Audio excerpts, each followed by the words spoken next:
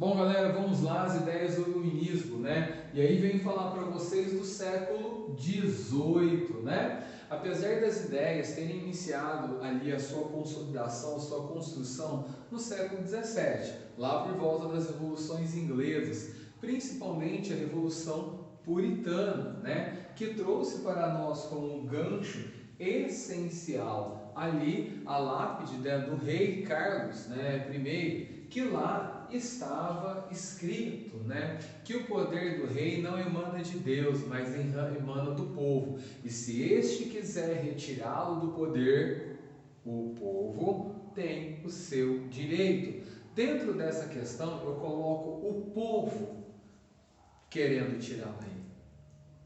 Então, valor iluminista. Outro ponto é a Revolução Gloriosa, que lá teve a escrita do Bill of Rights, lá escrito por um dos grandes iluministas, John Locke. Quando John Locke escreve os Bill of Rights, ele já coloca ali uma visão trabalhada sobre os três poderes, ele coloca uma situação da autonomia do judiciário também, e ele coloca sobre a representatividade ali do povo. Esse ponto é essencial. Nós temos também a Revolução Industrial Inglesa, que permitiu o avanço extraordinário ali da burguesia, como grande consolidação econômica nesse momento. A burguesia que veio crescendo economicamente, porém enfrentou problemas políticos com a figura dos seus reis absolutistas. O que acontece? Ao longo dos anos, desde a época das cruzadas, a burguesia foi crescendo e foi voltando os seus olhares para o poder político. E agora ela quer, mais do que nunca, isso.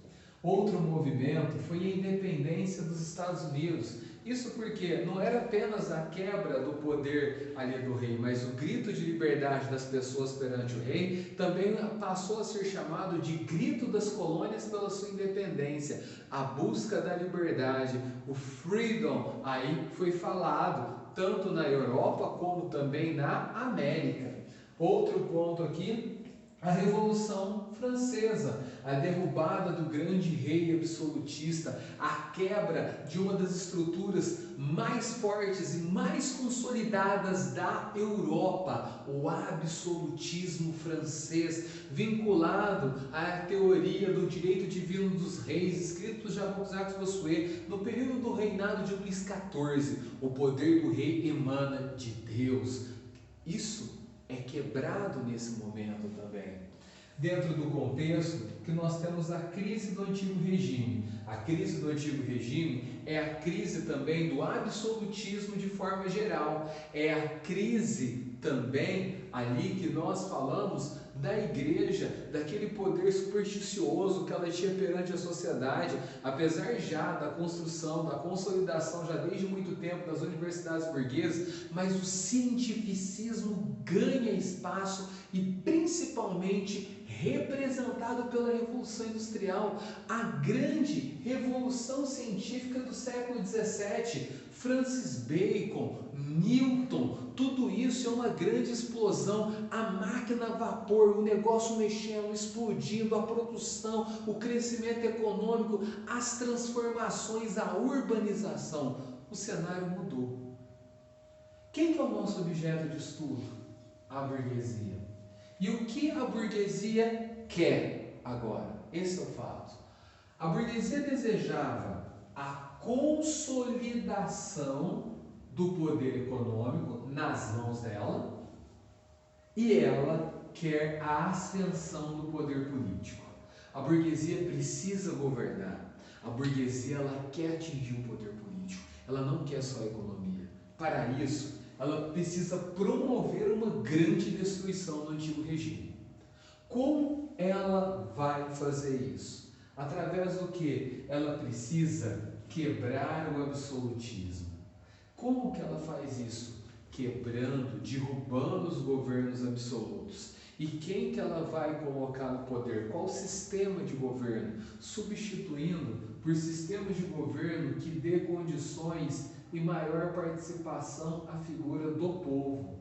O povo representado através de uma figura de uma república. Eu vou colocar república, mas eu vou chamar a atenção de vocês. Nem todos os lugares formarão repúblicas. Por exemplo, a Inglaterra é uma monarquia parlamentarista, onde o governo do rei ele é representativo, mas a população elege ali os indivíduos que vão fazer parte do poder executivo, que vão executar. O poder do rei é só uma instante. Monarquias parlamentaristas, várias surgiram na Europa, em que a manutenção do rei como uma instante foi ali colocada. Ele não servia para nada, quem governa é o povo. Eu preciso do povo estar ali atuando. Outro ponto, a ideia do passado era que o rei representava a nação. A nação estava vinculada a uma figura de nacionalismo pela figura do rei. Eu preciso fazer isso mudar agora. Então, a burguesia ela quer destruir essa relação. Não é o rei que representa a nação, mas o povo que representa a nação. Se o povo é a nação, eu tenho que fazer uma outra coisa. Dentro dessa figura do povo, eu não posso mais ter um grupo de privilégios, eu não posso ter pessoas serem consideradas melhores que as outras, eu não posso ter um rei, eu não posso ter uma nobreza, eu não posso ter um clero privilegiado. Eu preciso tratar as pessoas com igualdade, todos são iguais, clero, nobreza, burguesia e perante a lei. Então, o povo trouxe para si o caráter de igualdade. Não há diferenças mais entre as pessoas. Outro ponto, eu preciso acabar com a intervenção do Estado na economia através do rei. Eu preciso acabar com as medidas mercantilistas e substituir pela ideia de livre mercado. Essa é a ideia? Essa é a ideia.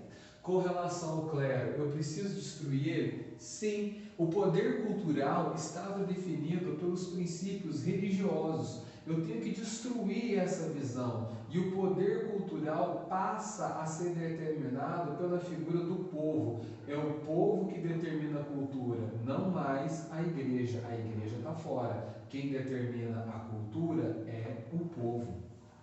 O poder religioso vinculado às mãos da igreja também precisa ser destruído. Para isso, nós não vamos falar de uma única religião, mas nós vamos falar de liberdade religiosa, porque liberdade é a palavra desse momento. O povo precisa de liberdade, o povo precisa escolher a sua religião, o povo que vai definir. Então, liberdade religiosa. O poder intelectual já não era mais tanto poder vinculado à igreja, mas ele precisa ser consolidado. E ele já estava sendo consolidado. A prova real dessa consolidação chama-se Revolução Científica do século XVII. Ali na Inglaterra, os avanços ali, tudo aquilo que foi produzido por Newton, desde o final ali do século XVI, início do século XVII, Francis Bacon chegando, John Locke, um físico ali que vai escrever também sobre as ideias iluministas, tudo isso trouxe um arcabouço de intelectualidade ali, a coisa mudou. A ideia, muitas vezes defendida pelos franceses, como René Descartes, foi ali extremamente combatida na Inglaterra, dando ênfase ao cientificismo. E aqui é o ponto: o poder intelectual já não está mais nas mãos da igreja, mas o poder intelectual está nas mãos do povo. O povo produz o que? A ciência. E a ciência, ela é fruto de um processo de investigação, ela é fruto de um processo de estudo, de observação, de questionamento, de argumentação, de olhar, de estudar, de aprofundar cada vez mais, de derrubar as estruturas. Nós estamos na era do cientificismo. Esse é o ponto. Então, toda essa estrutura ela vai ser substituída Por isso que eu estou sendo colocado para vocês. O povo na visão de república, o povo a figura da nação, o princípio de igualdade entre os cidadãos, o livre mercado, o poder cultural é a cultura do povo, não é a cultura da igreja, o povo define qual que é a sua cultura, a liberdade religiosa, o povo é livre para escolher sua religião, e também o povo como ciência, o povo vai desenvolver, vai melhorar os mecanismos, a ideia da ciência está presente para melhorar a vida do homem. O homem é o ponto essencial. Aquela visão desde o renascimento científico do antropocentrismo foi se consolidada e firmada nesse momento. O objeto mais importante é o homem, o povo agora. Beleza, gente? Vamos partir para os teóricos agora.